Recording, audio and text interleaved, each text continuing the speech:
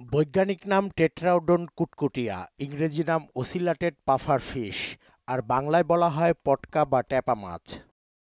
এই মাছ বিষাক্ত, উচ্চ তাপেও নষ্ট হয় না এর বিষ। গবেষণায় দেখা গেছে এই মাছ এতটাই বিষাক্ত যে মাত্র একটির বিষেই মারা যেতে পারে অন্তত ৩০ জন। এটি খেলে হৃদযন্ত্রের রক্ত সঞ্চালন বন্ধ হয়ে দ্রুত মারা যায় মানুষ। অজ্ঞতার বশে এই মাছ খেয়ে থাকেন অনেকেই। এটি খেয়ে সব শেষ মারা গেলেন যাত্রাবাড়ি ধোলাইপাড়ের একই পরিবারের ৩ সদস্য। এদের কর্তা নাজিমুদ্দিন বেঁচেছেন ভাগ্যক্রমে।